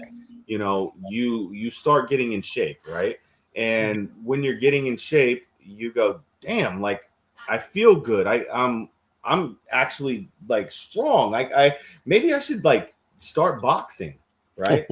And then you start boxing, and then you go, you know what? Wow, I'm actually really good at this. Like maybe I should start kickboxing. And then you kickbox too, and then you're like, you know what? I might as well try Brazilian jiu-jitsu and wrestling and all of these different things. And before you know it, you're like this complete mixed martial artist. And that's exactly what happened along the way. It was like I just kept pushing barrier after barrier after barrier. And if you do that, you will unlock some really, really crazy stuff in your life. And for you weren't discouraged, so you kept pushing into that. And that's exactly why you still have, a connection to it. Right. Mm-hmm. Yeah. I believe that that's why a lot of people do not have them for sure. Mhm. You know, we've talked about a whole bunch of different things. We have. I got one more question. Well, Sure. Love it. since we're on this topic, Okay. when do you think, or you might have said this, but can you from another timeline come back, and have you experienced anything like that? Yourself from another timeline coming to you in your timeline. Actually, this is going to be a little bit of a mind blower. So I love that you asked this question, but as a person who is able to step out and actually meet with other versions of myself on different timelines, we knew very much that there would be a time when something would come to thwart everything that we're doing. Something would come to stop it. And so what we did was created essentially a dead man switch. And this dead man switch is something that we learned through all of our interactions together. We learned how to step onto the same timeline. And since we learned how to step onto the same timeline, if there were ever a time where one of us was under fire, under attack in some way, shape, or form, then what we would do was bring 100 versions of ourselves to the same timeline. Now, that's a cat that you can't put back in the bag. That's something you can't. So you are much better off to call me crazy. Say this guy's a nut. Because if you do test that, you'll find out that that's something you don't want to test, because now it's gonna bring a lot of questions. I mean, a whole lot of questions. So yes, can we step onto the same timeline? That is something that we figured out how to do. And yes, 100% we can. All this is interesting. Yeah. So, what's something that we haven't asked you a question about that you want to talk about? Well, God, we have been through a ton of different things. I mean, we went through COVID. We went through. I'm sure you guys have to have something in there that you're like, wait a minute, I don't know about this thing, and I would be more than happy to answer any of those, because like I said, again, I've seen so many different versions of the timeline. I've seen it all. So if you have a question about something and what that thing is, then cryptids, whatever. I don't care. That's exactly where I was about to go with it then. There's so many different things. People talk about Bigfoot, and then they make fun of people, right? It's like, oh, you believe in Bigfoot, this and that, here and there, whatever. The truth is that that's a real thing, okay? And Bigfoot is a really odd one, because it moves in and out of code. This is why we have a hard time ever grasping a real video picture. It moves in and out of code. That's how that is. And when you look back again, I will say this, you look back into the word, right? Well, it mentions many of these things. Like if you look, it talks about dragons, behemoth, leviathan, unicorn. I mean, these are things that are actually in the word. I mean, if you question unicorn, look at Numbers 22:23. It'll tell you about a unicorn. So there are things that are out there. And yeah, we keep these things hidden. People they don't want us to know. They never wanted us to know any of these things. And that's why I love this. It's so powerful. We actually get to get on here and talk about things that people have no idea about. Right. The native cultures, all the Native American cultures pretty much talk about Bigfoot in pretty much the same way. And they say that, it's a creature that's both flesh and blood, but also of the spirit, right? That he walks in two worlds. He walks in our world and he walks in the spirit world. And to somebody nowadays looking at that thought pattern, my brain goes to, they could step in and out of the time, or they could step in and out of this reality into another reality, and that's what they're doing. Yeah, that's what I see when I hear that. Anyway, that's what I see in my mind's eye. See, now again, we go back to this thing where it's like, you guys can tell me if you guys disagree. Does this make sense? Oh yeah. I mean, honestly, when you look at everything we've talked about, it's not. This is it sounds fantastical, but at the same time, you have to go. I have a hard time like debunking any of it, right? Right. Because I feel like I've backed it up, with a bunch of different things, and I think the only thing difference that I see in the way I think is that you're calling things code and I'm calling them dimensions. That's the only difference. Yeah, and that's actually fair. And you know what? It is different dimensions. I mean, when you think about it, it's decode and dimensions. They're almost interchangeable when you really think about it. It's like, it just depends on how you see a dimension, right? If you see it as another dimension, or you just see it as another code, it doesn't really make too much difference, because in reality, they're basically the same thing. They're different planes of existence, and I don't think they're like, so far apart. Right. Yeah. Nope. I think the same thing. What do you think about we'll say UFOs, the UFO phenomena? And I love that. I love that you asked that. Okay. First of all, again, I've said that there's a firmament, that we don't go outside of it. This is okay. Now, have there been UFO sightings? Have there been people who've seen these things? Absolutely, 100%. Okay. Things do come from outer space, but let me explain outer space. Outer space is the outer space beyond the ice wall.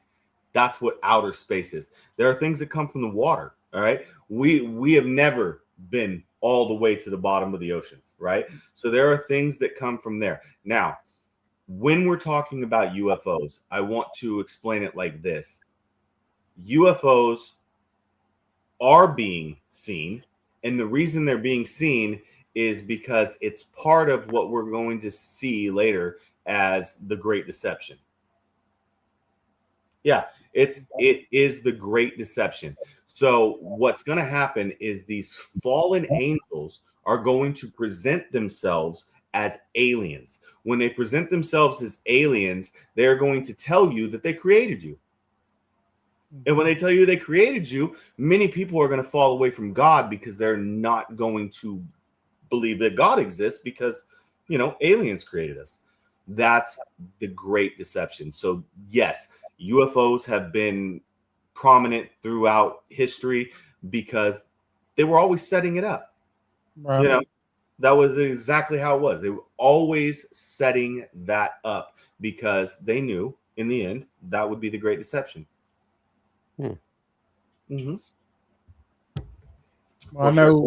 I know for sure that they've been around for a long time, but I think some of them do seem to appear in and out of our universe through like teleportation type methods, or they're jumping, say, timelines or dimensionally. There certainly could be multiple things going on, and if you are the one who writes the code, right, you can move things through the code.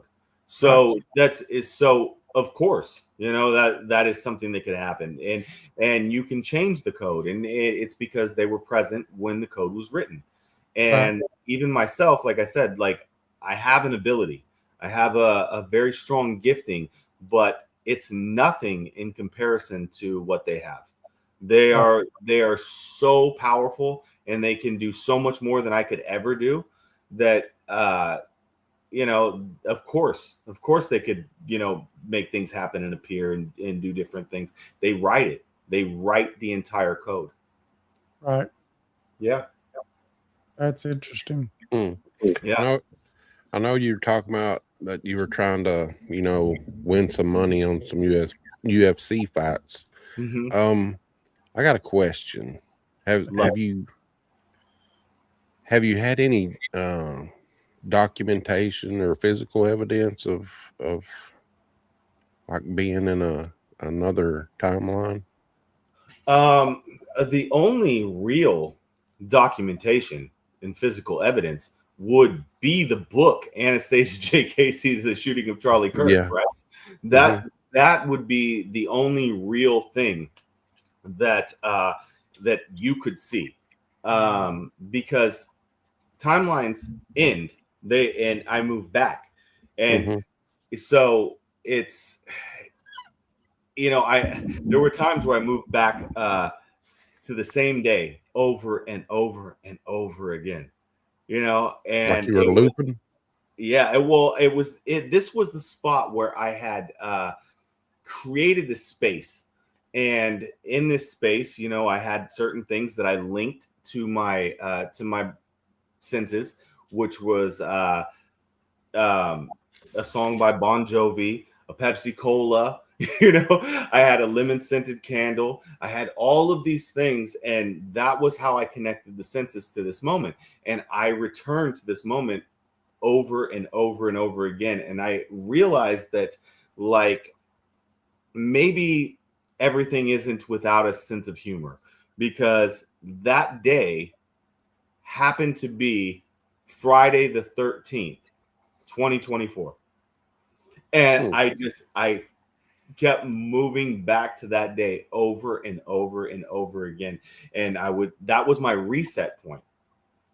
So I mean, many, many times I came back to that same point.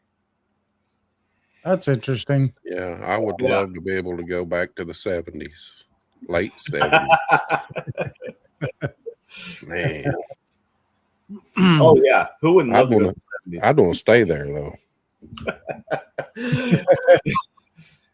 The unfortunate thing for me is that, like, when I go back, it's like you can't really stay. You can't just take over. It's so it does it. This is like a moment for you to try and change things, but you can't take over.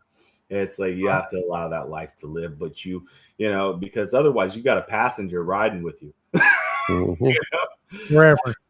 Yes. And I have no desire to do that. But there's enough goes on in here without having another voice added to it. No, that's right. Did you guys know that there are people actually that do not have an inner monologue? That's just weird. I don't know. Yeah, that's an odd one. Yeah. People don't have an inner monologue. I got a question. What's going on there? But NPC. Non-playable character. That is so great that you said that, because I want to tell you something else. There is a code, right? We know there's a code. I'm telling you there's a code. There are NPCs. This is what they do. These are non-playable characters. These people, they don't really exist. There's only so many of us, right? Mm-hmm. So on a daily basis, you interact with many people that are not even real. This is it. There are some that are real, and they're just unawakened, at this point. But there is a portion of society that's completely not even there. This is this is the truth. They and recently what they've been able to do is they did some upgrades, and So they did some upgrades, and now these NPCs are actually able to kind of agree on one or two like conspiracy theories that have been like wildly debunked. But before that, it was like they wouldn't agree with you on anything. Like anything that went against the narrative, they would never agree. It That's was like yeah, something that goes against the narrative. Yeah, I was like, nope. Most of them won't do it. Well, Jason, we've tried. Yeah, they will definitely not go against the narrative, and you can, you know, it's hard because you just kind of go, well, are you really not that smart, or are you an NPC? It's hard to know, you know, but the reality is that you interact with them daily, over and over, and you just don't realize it. You know, we're people that you've known for a very long time. Right. Yeah. Yeah. It's not even real. That's code. I mean, think about it. When you really think about it, it's like if you can write a tree, you can write a car, a dog, you can write all of these things into the code. Why would you not be able to write a person into the code? I mean, it makes 100% sense, right? Absolutely. Yeah. There's no reason you would not be able to do that. And that's what they do. So this is the reason that we have, you know, NPCs. They're made to try and turn us, to try and keep us, you know, focused on the narrative rather than focused on what is reality. Right. Mm-hmm. Yeah. What would you say that the purpose for this gift that you have is? Is it to just try to enlighten other people on the lies that we're living? You know, I looked at it so much, and I thought, what is this? Like, how am I not able to do these things that I want to be able to do? How am I not able to, you know, save my mother? How am I not able to do all of these things? Can't even like financially like succeed in, you know, in using this gift. Like what is, the lottery numbers would do it. No. Obviously they come after me if I try to do any of this kind of stuff. Right. So, but it's like I can't do anything. And so what is the gift for? And I have to say that I think ultimately it's simply showing people that you have something in you. You have something powerful inside you, and you can do some things that you have no idea that you can do. And if I can awaken just some, then it's a success. The whole thing's a success. If I can awaken just some, because, you know, maybe one of those people is the one that fully gets it, the one that awakens and rewrites code and fixes everything. Maybe. So like I said, I don't think that I am D1. I think that maybe I'm just like a messenger, somebody who can help people to understand who they really are. And if they can understand, then we can exit this thing, because this whole thing's been a prison for your mind from the very beginning. That's what this was designed to be. Yeah, I think the people who are at a point where they're questioning not only reality but everything else that goes with it, right? I mean, everything. I think that they've started doing some of that awakening, because otherwise they wouldn't be questioning things, you know, and to be able to bring on, you know, just shows like this where people, it makes you think, right? You're going to have to sit there and dissect all of this stuff that we've talked about tonight, you know, and it's going to make you think harder and start looking at that box and say, okay, well, how much further can I get out of this box? You know? Absolutely. And I hope that's what people take from it. I really do. I hope that people actually expand their mind and they say, wow, maybe there's some stuff that I never understood. and I'm gonna press in. I'm gonna try the frequency, listening to that in my home. I'm gonna try to, sync my hemispheres. I'm gonna try to avoid some of these things that are causing me to have my energy lowered.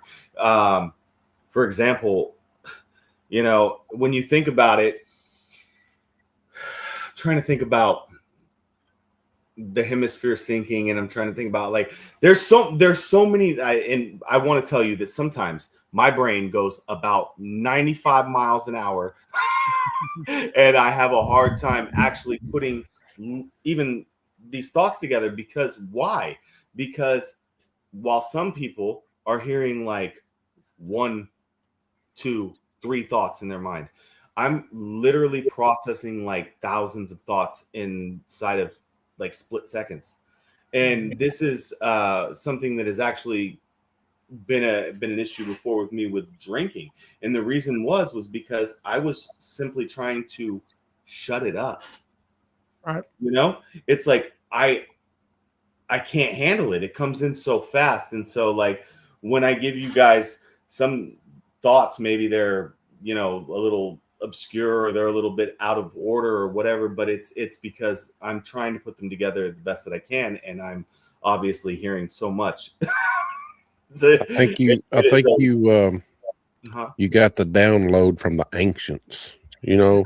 You ever watch Stargate when Colonel O'Neill gets his head in this thing, and it just downloads all this information? Is that how you feel? I have not seen that episode, but that sounds pretty cool. Yeah, I'm a You got Stargate fan. the download from the ancients. I think that I probably have that. So, does these things? I got a few more questions. I mean, sure, I'm happy to answer them. Does these windows just open, or do you open them?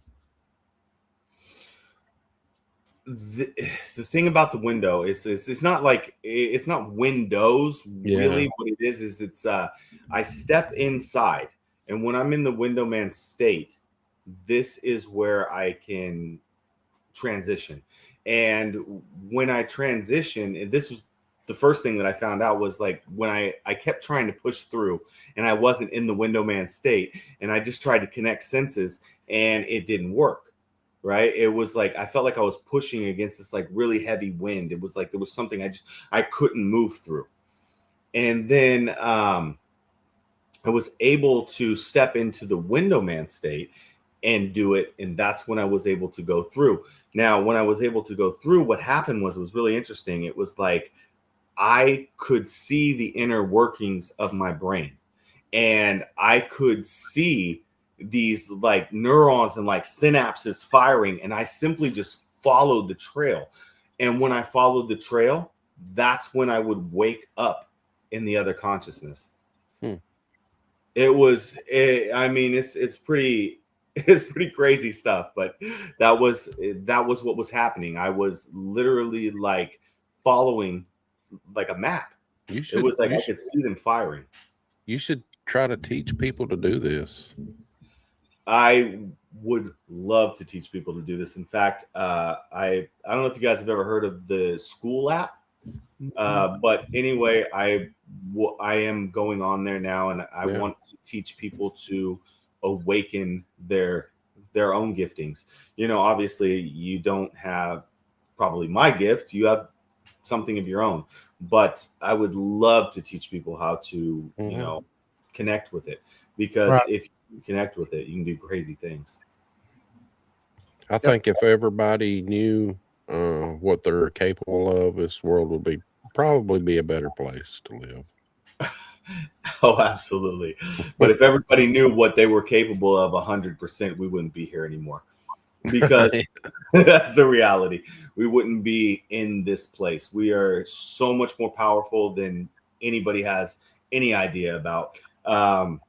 We are far beyond what we would believe we are. And it's so crazy because people don't understand that. And I wish I want to teach you. I want to teach people to understand. I want to teach people to step into this place where they can access these gifts, because these gifts are phenomenal. That's amazing. Mm-hmm. Well, we're on 2 hours, so Wow, it went so fast, didn't it? Yeah. Yeah. we're going 2 to hours, like, have you back on the show to go through another 2 more hours. We probably do this for a year and not get to the end of it. I believe you're right. And I would love to. I would love to come back on and we'll do another one. Sooner or later, the Window Man 2, The Darker Force will be released. And we can talk about some of the things in that as well. So that'll be awesome. I would love to hang out with you guys again and talk about this stuff. That'd be awesome. Fun. I like learning new stuff. And I didn't know before we talked to you. I didn't know. I said, "Well, who's the Window Man? Is it a creature? I don't know." But now I know it's you. You know, it's funny. There is like this thing online where it's like, you know, the Window Man, and he appears in your window and he does it's like not me. I was all about Tom. Now I'm just. It's been fun. Really has. I'm not the guy appearing in your window. That's not me. Yeah. What are you doing there? If you want to go ahead and tell everybody where they can get your book and your websites or social media, anything you want to. Absolutely. This is the book right here, Window Man. You can get it on Amazon right now. There is a Window Man song as well. If you guys want to download it, it's really cool. It's on pretty much every major music platform, and you can find it under Camstar Records. So if you go look for that, it's going to have the same exact, you know, picture as this, and you'll be able to find it there. Also, if you just want to chit chat or whatever, you can find me on TikTok, Papa Will's Reviews. I do, you know, food reviews. So I'm a food critic. So come on. I'm a food eater. Me too. Tell you what, man. Give me a cheesesteak. I'll tell you what. I love me some cheesesteak. I'll have to make some pulled pork. Where are you from? You from California or? I'm from California. Yeah. And I don't get out to Philly to have their cheesesteaks, but I'll tell you what, I sure love me a cheesesteak. If you ever get to Tennessee, we know a good place for you to come and eat, right? Really? Legends in Lord Pizzeria. Yeah, Legends in Lord, they're awesome. And what's cool about that place is that it's just themed out the wazoo with Bigfoot stuff and all kinds of stuff everywhere. Yeah, it's really cool. Yeah, awesome. Really good bars on that place. I would love that. I'm always looking to try new food places, and if you guys say that one's it's it's amazing. People will come down from like New York and stuff, be like, I don't know what pizza is, and then they'll eat it and they're like, holy smokes, this is good pizza. So I mean, he had the first pickle pizza, I believe, ever. Yeah, the first what? Pickle pizza. Pickle pizza. Oh man, it's great, and it's amazing. Yeah, if you like pickles at all, you'd love this. Just pickles, or like deep fried pickles, or what are we talking about? So it's a pizza and it's got pickles on it. It's almost well, not deep fried pickles, just regular pickles. Just regular pickles. But the base of it is a ranch base on the pizza, if I'm not mistaken. Yeah. It's good. Yeah. I've never had a pickle pizza in my life. I would love to try that. Oh, yeah, man. that's what they're famous for that. I mean, he's had people come in from other states just to order that. Wow. You know what? Maybe next time we do a show, maybe I'll come into the studio and we'll try that pickle pizza first. There you go. That sounds good. We would. All right. And I'll make some homemade pulled pork too. Oh, heck yeah. Yeah, I love pork. It melts in your mouth like cotton candy. Oh, man. Don't be too modest there, Dave. You gotta be happy for the things you can do. Yeah, I can tell you some horror stories of learning how to do that. Because I've ruined some meat now. I had a first time I ever tried to smoke some ribs, they ended up being charcoal, and we ended up going and eating pizza because they were charcoal. So you got charcoal ribs, did you? oh yeah, I mean you couldn't even break them apart. My wife and daughter were being nice and trying to pick pieces off of it and tell me how good it was, and I was like, stop. Just stop. I'm not even going to try that. There ain't no way. You gotta love your family saying, "Hey, it's all right." Yeah, it's good. It's good. Like no, it ain't. Don't go there. All right, you guys, gonna hurt my feelings. When we come down, we're getting pickled pizza and we're gonna try some pulled pork. Does that sound good? Sounds awesome. Yeah, I would love that. Yeah. East Tennessee, we've got it going on here. I got some family kind of close to there, like off in Georgia, and a couple people in Tennessee too. Actually, maybe I don't know if they're in the exact same place, but pretty close. So yeah, we're close. We're just 20 miles away from Knoxville. So right on. We're about an hour away from Chattanooga. Yeah, maybe an hour from Georgia. Yep. Now, let me ask you a question. How far is Tennessee from like South Carolina? Are you guys close or no? What part? The closest way to get to South Carolina. Greenville's what I'm talking about because I got some family in Greenville, South Carolina. Probably about 4 or 5 hours. Oh, that's not so bad. Yep. Yeah. I had to come down there and come down. I think Greenville is before Columbia. Somewhere, I think. I'm not sure, but it should be about 4 hours. Greenville's not too far off from getting into Atlanta. Mm-hmm. I got family both there in South Carolina and Georgia, so they're like kind of close. Right. So yeah, gonna come down visit you guys and definitely get a pickle pizza because I ain't never heard of that before in my life, and that sounds awesome.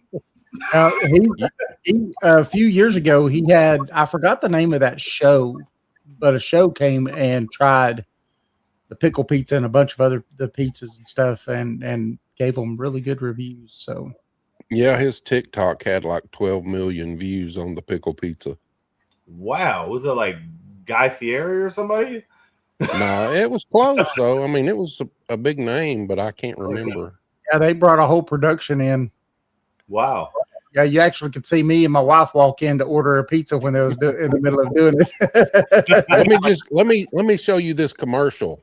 Oh We've no, got a commercial here. I'll play it at the end when there you go. Go off the air. There you go. So, you want me to do my spiel real quick then? Yeah, go ahead and do your spiel. I want to thank everybody for showing up first of all and being part of it, and not too many people asked questions tonight. I think you blew their minds and they were just listening. Yeah. So that's okay. That's good. So remember, connect with us at paranormal411.org. Follow us on Facebook, YouTube for all the latest updates. Join us live every Thursday from 7 to 8 p.m. Eastern Time, Saturdays from 8 to 10. Or you could catch us on Subspace Radio and all major podcast platforms. Remember, don't miss our books. We have 3 of them. East Tennessee Hauntings and Lore, Edition 2. We have a comprehensive guide to paranormal investigations and The Haunted Ledger. They're all available on Amazon or directly through our website at paranormal411.org. Join us. All right, I'm going to play the commercial now. Stay on here. All right. See you later. In the heart of Madisonville, Tennessee, lies a pizzeria like no other. Step through the door of Legends and Lore Pizzeria and be transported to a realm where paranormal and cryptid encounters, along with mouth-watering pizza, go hand in hand. Meet Eddie and his crew, who serve up slices of the supernatural along with the best pies in town.